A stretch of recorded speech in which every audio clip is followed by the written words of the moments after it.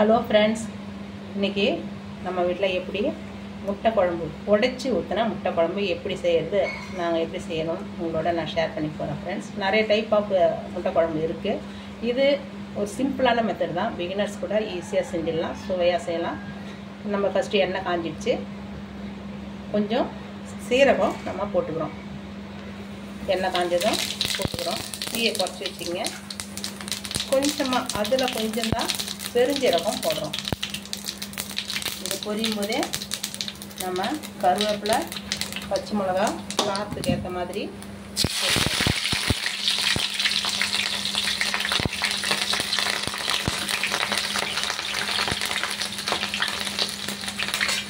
இப்போ வெங்காயத்தை நம்ம இதில் சேர்த்துக்கிறோம். தென் இதில் கொஞ்சம் ஆயில் உங்களுக்கு அதிகமாக இருக்கிற மாதிரி தோணும். இது ஒரு 5 பேருக்கான சமையல். ஆயில் கொஞ்சம் கூடுதலாக போட்டால் உங்களுக்கு நல்லாவே முட்டை குழம்பு வரும். சில பொருளுக்கு ஆயில் சேர்க்காமல் செய்வோம். இந்த குருமாவில் நம்ம குழம்புல ஆயில் கொஞ்சம் சேர்த்துக்கிறது நல்லாயிருக்கும். இது பிகினர்ஸு இதை கண்டிப்பாக ஈஸியாக செஞ்சிடலாம். அதே சமயம் ரொம்ப டேஸ்ட்டாகவும் இருக்கும். நான் டீ கூடிக்கிறதுனால கொஞ்சம் குறைச்சிட்டேன். டீ ஏற்றிக்கிட்டேன். இப்போ இதை வெங்காயத்தை நம்ம பொன்னிறமாக நல்லா வதக்கி எடுத்துக்கிறோம். ஃப்ரெண்ட்ஸ், இது ரொம்ப ஈஸியான மெத்தடு. டக்குன்னு செஞ்சிடலாம் நம்மகிட்ட இருக்கிற பொருளை வச்சு. இதுவும் ஒரு முட்டை குழம்பு தான். உடைச்சி ஊற்றினா முட்டை குழம்பு. இது வதங்கின பிறகு நம்ம என்ன பண்ணலாம் பார்க்கலாம். ஃப்ரெண்ட்ஸ், இப்போ நம்ம அதிகமாக எண்ணெய் இருந்த மாதிரி நமக்கு ஃபீல் ஆகும். எண்ணெய்க்கு நம்ம ஒரு சரியான அளவு அது டேஸ்ட்டு. இப்போ ஹோட்டல்ஸில் கூட நிறைய எண்ணெய் ஊற்றி செய்வாங்க. அதில் என்ன டிப்ஸ்னால், இந்த மாதிரி வெங்காயம் நம்ம போட்ட பிறகு இந்த வெங்காயத்துக்கு மேலே எண்ணெய் தங்குற மாதிரி போட்டால் தான் அது ஓவர் ஆயில். அதுக்குள்ளேயே இது மாதிரி பபுள்ஸோடு வெந்துட்டுருக்குதுன்னா நமக்கு கரெக்டான ஆயில் தான், டேஸ்ட்டுக்கு தான் இருக்கும். குழம்புக்கு தேவையான அளவு இருக்குதுன்னு அர்த்தம். இந்த வெங்காயம் வேகும்போதே இது ஞாபகம் வச்சுக்க முடிஞ்சால் நீங்கள் பண்ணுங்கள். கொஞ்சமாக உப்பு சேர்த்து வதக்குங்க. இந்த உப்பை நம்ம மெமரியில் வச்சுக்கணும், ஞாபகத்தில் வச்சுக்கிட்டு குழம்புல சேர்க்கும்போது குறைச்சி அதுக்கு தகுந்த மாதிரி போடணும். இல்லை இது ஞாபகம் வச்சுக்கணும் இல்லைன்னா நீங்கள் இப்போ உப்பு சேர்த்து வதக்க வேண்டாம். நீங்கள் கடைசியாகவே உப்பு ஒரே டைமில் கூட சேர்த்துக்கலாம். நான் இப்போ கொஞ்சம் உப்பு சேர்த்து வதக்கியிருக்கேன். இது ஒரு டேஸ்ட்டை தரும் வெங்காயத்துக்கு. அதுக்காக தான் ஃப்ரெண்ட்ஸ் இந்த டிப்ஸு.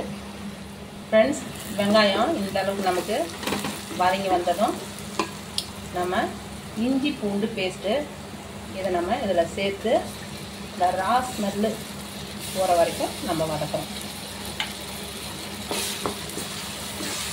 இந்த நேரத்தில் ஃப்ளேம் ஏற்றி வச்சிங்க. இஞ்சி பூண்டு பேஸ்ட்டை இந்த டைமில் போடுங்க. முன்னாடியே போட்டால் அது வானலில் ஒட்டிட்டு வரும். பிகினர்ஸுக்கு அது ரொம்ப பிரச்சனையாக தெரியும். நாமளுமே அதை இந்த டைமில் சேர்த்தா நல்லா பழகினவங்க சேர்த்தா கூட நல்லா தான் இருக்கும். ஃப்ரெண்ட்ஸ், இது கொஞ்சம் நேரம் வதங்கட்டும். ஃப்ரெண்ட்ஸ், இந்த இஞ்சி பூண்டு பேஸ்ட்டு நல்லா கொஞ்சம் ரா ஸ்மெல்லு போகிற அளவுக்கு வதங்கிடுச்சு. இந்த டைமில் நம்ம காரத்தூள், தனி மிளகாத்தூள் இதெல்லாம் நம்மளுடைய காரத்துக்கு ஏற்ற மாதிரி நீங்கள் சேர்த்துக்கலாம். அதுக்கப்புறம் மல்லித்தூள் அதையும் இதில் சேர்த்துக்கிறோம். இது மட்டன் மசாலா தூள். இதில் நமக்கு தேவையான கிராம்பு, பட்டை, லவங்கம் எல்லாமே போட்டு நமக்கு ஆல்ரெடி இது கமகமன் வாசனையாகவும் கொஞ்சம் காரமாகவும் இருக்கும். அதனால் மட்டன் மசாலா தூள் போட்டுங்க. நீங்கள் சிக்கன் தூள் போடுறதுனாலும் போடுங்க. இதை இப்போ நம்ம நல்லா வதக்கி விட்டுக்கிறோம். இதுக்கப்புறம் தான் ஃப்ரெண்ட்ஸ் நம்ம தக்காளி அரைச்சி வச்சுக்கிற தக்காளியை நம்ம இதில் சேர்க்கணும். ஏன்னா அதுக்கப்புறம் நம்ம முன்னாடியே தக்காளியெல்லாம் போட்டோம்னா ஒரு புளிப்பு தன்மை வெங்காயத்தில் சேர்ந்துடும். அதனால் நம்ம இந்த காரத்தை போட்டு வதக்கணும். வதக்கும்போது உங்களுக்கு லைட்டாக அப்படி ஒட்டி வருதுன்னா நீங்கள் பக்கத்தில் கொஞ்சம் தண்ணி வச்சுக்கிங்க, ஒரு 1/4 டம்ளரு இதில் சேர்த்து நம்ம அதை கொஞ்சம் குக் பண்ணலாம். நான் இப்போ இதை உங்களுக்கு காட்டுறேன். இப்படி வருதுன்னு வச்சுங்களேன், ஒட்டி வருது ஒன்றா ஆன பிறகு அப்படின்னா நீங்கள் இந்த ஸ்டேஜில் கொஞ்சம் தண்ணி சேர்த்தும் வதக்கலாம்.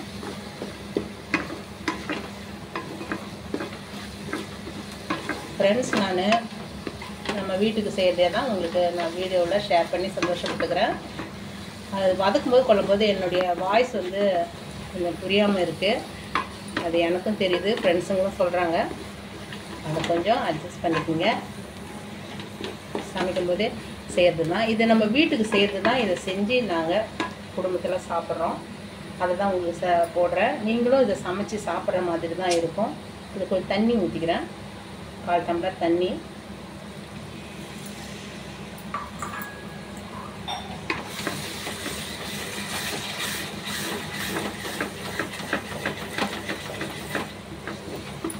இது கொஞ்சம் நேரம் இது அப்படியே ஒரு கிரேவி மாதிரி குக் ஆகும் ஃப்ரெண்ட்ஸ். நான் அடுத்தது என்ன பண்ணணும்னு சொல்லிடுறேன். தக்காளி சேர்க்க வேண்டியதாக வரும். அதுவும் அரைச்ச தக்காளி தான் போடுறோம். அளவு தக்காளி சேர்க்கும்போது எது எந்தெந்த அளவுன்னு அப்படியே கொஞ்சம் ஷார்ட்டாக சொல்லி விட்டுறேன் ஃப்ரெண்ட்ஸ். நமக்கு இந்த நம்ம வச்சுருக்க தூளெல்லாம் போட்ட பிறகு நமக்கு இந்த அளவுக்கு எண்ணெய் பிரிஞ்சு, வெங்காயம் இஞ்சி பூண்டு பேஸ்ட்டோட எண்ணெய் பிரிஞ்சு வரும். இந்த ஸ்டேஜில் தான் நம்ம தக்காளி பேஸ்ட்டை சேர்க்குறோம் ஃப்ரெண்ட்ஸ். இது நான் 2 தக்காளி அரைச்சி எடுத்து ஊற்றிருக்கேன். 3 பெரிய வெங்காயம் துண்டுகளை நறுக்கி போட்டிருக்கேன். நீங்கள் வெங்காயம் எப்பவுமே கொஞ்சம் கூடுதலாக இருக்கிற மாதிரி பார்த்துக்குங்க. தக்காளி அதில் கம்மியாகவே இருக்கட்டும்.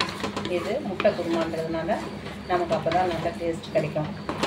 இது கொஞ்சம் நேரம் தக்காளி பேஸ்ட் ஊற்றின பிறகு நமக்கு கொஞ்சம் நேரம் குக் ஆகட்டும் ஃப்ரெண்ட்ஸ்.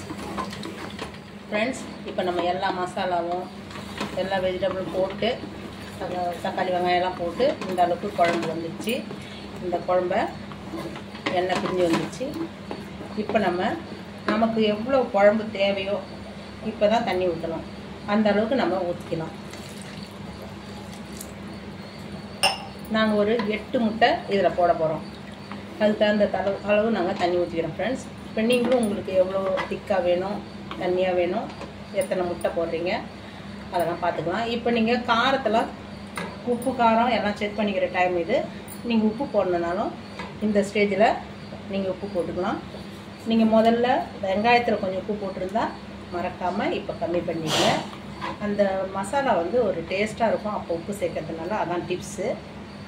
இப்போ கொஞ்சம் நேரம் நமக்கு தண்ணி ஊற்றி கொதிக்கணும் ஃப்ரெண்ட்ஸ். நமக்கு இந்த தண்ணி ஊற்றி இது இந்த அளவுக்கு குழம்பு கொதித்து வந்த பிறகு நம்ம முட்டையை உடச்சி ஊற்றிக்கலாம். முட்டையை உங்களுக்கு நேரடியாக உடச்சி ஊற்ற முடியும்னா உடச்சி ஊற்றுங்க. இல்லையா தனியாக ஒரு கிண்ணத்தில் உடச்சி ஊற்றி போடுங்க. இந்த நேரத்தில் நம்ம கொஞ்சம் தீ அதிகமாக வச்சுக்கணும். ஆனால் கிண்டக்கூடாது. முட்டை அப்படியே நமக்கு மொத்தமாக வரும். கிண்டக்கூடாது. இந்த நேரத்தில் இடையே விட்டுக்குங்க. நான் ஒரு 8 முட்டை போட போகிறேன்.